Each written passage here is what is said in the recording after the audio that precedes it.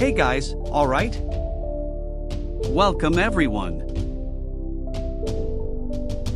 On a small island amidst a calm sea, a couple is swimming and having some fun. After a while, they decide to leave as the tide is already rising. That's when the girl sees something passing close to them in the water and gets scared. Her boyfriend tries to calm her down and tells her to return to the boat, that everything is fine. The rope anchoring the boat is old, and as they swim back, it begins to break. At the same time, we can see the shadow of a large shark heading towards them, attracted by the noise of the couple's arm and leg movements. The woman reaches the boat, but when she looks back speaking to her boyfriend, she only sees a large red stain in the water, indicating that the worst has happened to him. The man even manages to resurface and ask for help from his girlfriend, only to be pulled back down and killed once again. The girl in despair tries to climb fully onto the boat when suddenly the old rope we saw before breaks completely, causing the boat's sail to rotate and hit her squarely in the face, causing her to fall unconscious into the water. Sometime later, we see Charlie and his girlfriend Kaz, finishing another day's work at Pear Air, an entertainment service for people who want to take a ride in a single-engine plane and see the beautiful landscapes of the region.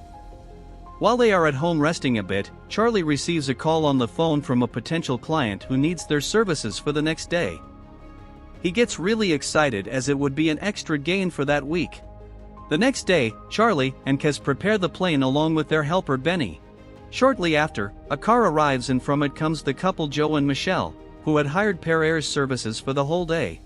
After introducing themselves properly, they begin to board the plane, but before something strange happens between Benny and Michelle, where Joe notices an unusual exchange of glances and starts to be rude to Benny. They soon take off and see the stunning and breathtaking landscapes of the region. The route for that day was to go to a small deserted island and enjoy the ride. While they're on their way there, they begin to talk about whether there might be sharks in the region they're going to, but Charlie, who has a background as a marine biologist, assures them that there aren't, at least not at this time of year. He mentions that during his time working as a biologist, he had an accident with a shark that ended up taking a piece of his leg. When they arrive on the island, Kaz informs them that the place was renamed Hell's Reef, after a pearl hunter's boat shipwrecked there in 1951, where 8 crew members were stranded on that island for 15 days without water and food, with only one of them surviving, an 18-year-old Japanese. That's when Michelle reveals that this survivor was actually her grandfather and shows a photo of him. She also reveals her real motivation for being there, which is to fulfill his last wish by scattering his ashes there to rest together with his friends who died in that shipwreck. Charlie and Kaz stroll on the beach and they talk a bit, seeing dolphins and admiring the beautiful scenery of the place. Soon Kaz surprises Charlie by telling him she's pregnant, which leaves them very worried but also happy. Suddenly Benny calls them to show them a dead person on the beach due to a shark attack, the same man attacked at the beginning of the film. They comment on this fact and before leaving, Benny mentions that the man's wife may still be alive, so they need to find her because she wouldn't survive alone. Joe, wanting to return, tells them to leave the case to the Coast Guard, but Charlie doesn't want to, so they go to check some places to see if they can find the woman. Moments later, they find an overturned boat and go to take a closer look. Soon Benny decides to take a look underwater while the others wait for him to return. Benny discovers it's the boat of the attacked couple, and inside, he is startled by the woman's body, which is disfigured and bitten. He quickly returns to the plane and tells them there's no hope, as the woman is also dead, leaving them worried about the situation. Then, as they all prepare to leave, Benny exchanges glances with Michelle before entering. However, she sees a shark rapidly approaching, which soon attacks the plane, causing Benny to fall into the water. The attack damages the base that makes the plane float, causing it to begin to sink.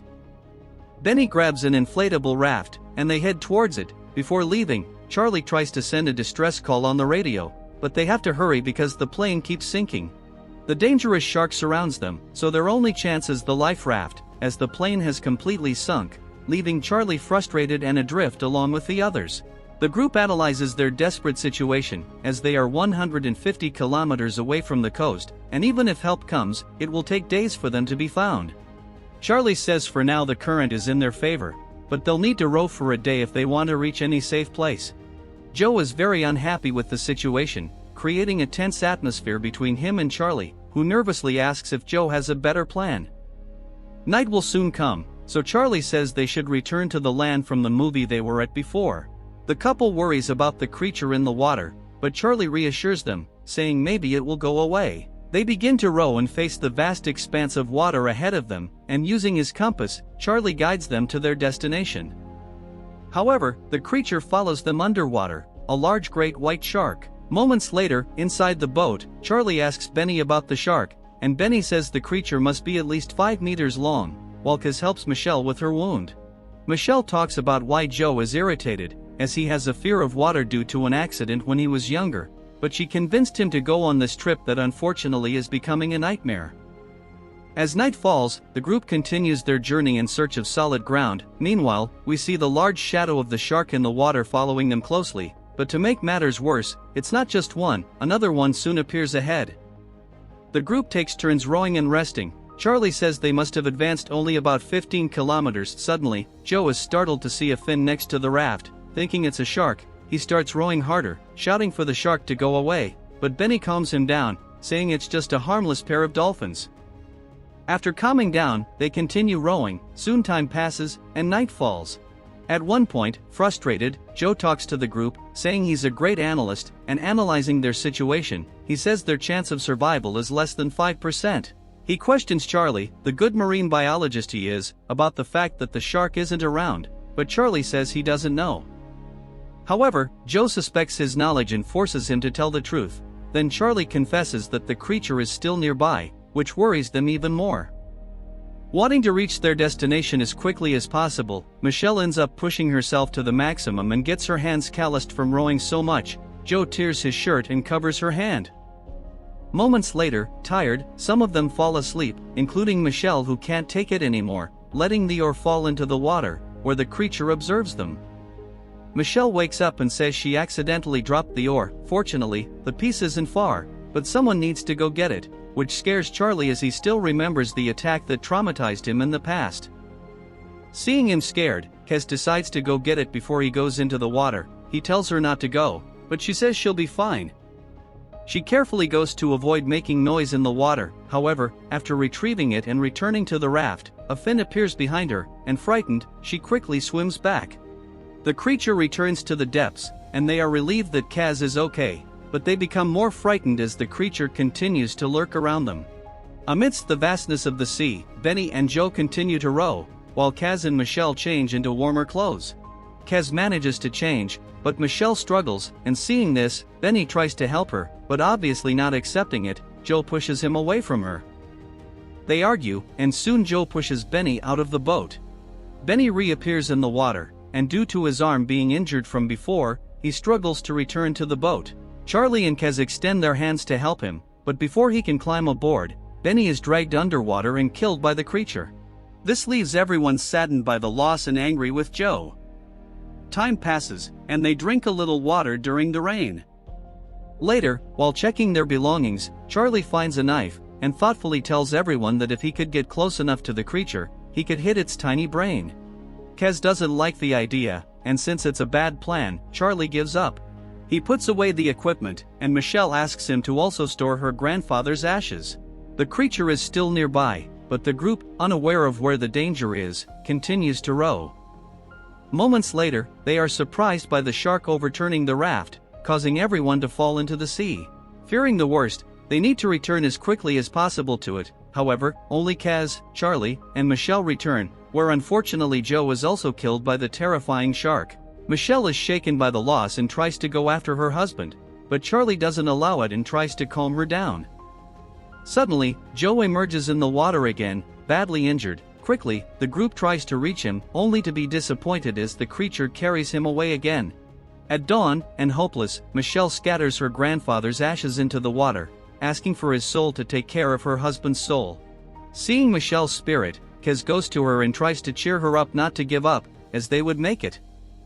Unfortunately, Charlie delivers some bad news, where the shark punctured the raft, with that their chance of escape is losing air, and soon the raft won't float anymore. Moments later, even without one of the paddles, Kaz and Michelle paddle with their hands, while Charlie makes a harpoon with the remaining paddle and the knife he had. The two rest for a moment, then the creature reappears, and Charlie prepares to attack it, but the shark circles them closely.